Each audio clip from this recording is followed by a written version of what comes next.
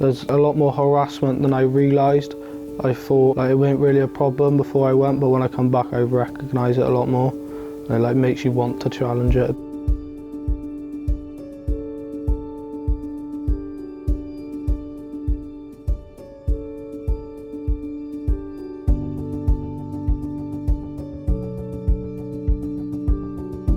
Our TIDE project is about exploring solutions to gender-based violence. We were particularly keen to think about how we engage boys, and that's where we came across our project partner in New Zealand, and then the TIDE was a perfect opportunity to bring those two things together.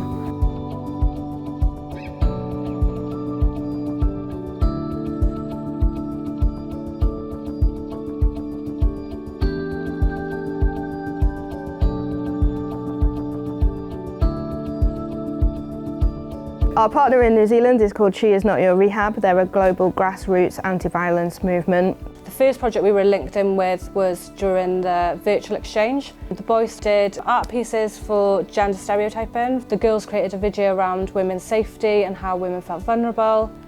And they also both came together and created a welcome pack for the Inward Bound journey. And as part of that then, we were really fortunate to be able to have Matt Brown from She Is Not Your Rehab visit our school. During the Inward Exchange, Matt came to Greenhill to speak to us about men's mental health and violence against women. It was just all the boys in the assembly. The boys don't normally like assemblies at all. They normally do their best to get out of them or mess about in them. So Matt came into the hall, and from the moment he started speaking for an hour and a half, not one boy moved in that whole room. It was silent. Everyone was so interested, and a couple of people were crying, and then after he spoke to us then, everyone went to him and shook his hand, gave him a hug. I had staff walking past me to get out of the hall because they were crying, because they were so moved by what they'd heard. That's the only assembly that I've actually listened to and I didn't even blink. I was so interested in it. I think I was interested in it because he was from the other side of the world, and we don't normally get to see New Zealand people come to Wales. So a quick summary of what we did in the New Zealand Exchange was very much about learning about the culture, the heritage, its values, meeting with organisations that have done work to support gender-based violence. It was important to go to New Zealand because it can help us find out ways that they're tackling gender-based violence and what they're doing. I learned how different companies and organisations embed culture in the way they deal with gender-based violence, and New Zealand Rugby were an organisation that talked a lot about that.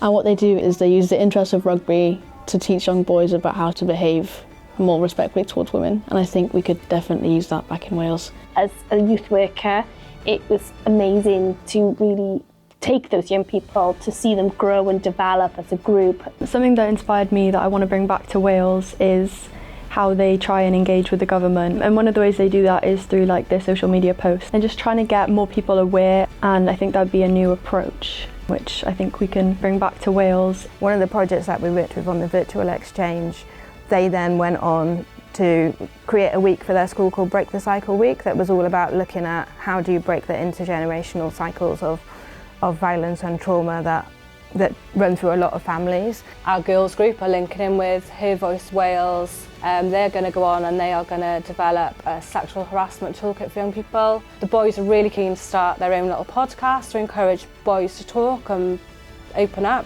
So it's just inspired them all that we can make a difference, they can change things. We've also been able to extend the project and are doing a Pathway 2 project. We are designing a resource for youth workers and educators in Wales, and again we're working with our international partner She's Not Your Rehab, and they've got some really creative and quite unique approaches to this work, so they're producing a series of guided exercises, and also that She's Not Your Rehab are going to come back to Wales to help us launch that resource. So again, that was something that we never envisaged at the start of the journey, but it seems to be this naturally evolving collaboration. We wouldn't have been able to do these projects without the TIDE funding. I think there was no way we would have been able to take a group of young people to New Zealand, or to be able to bring a project from New Zealand to Wales as well.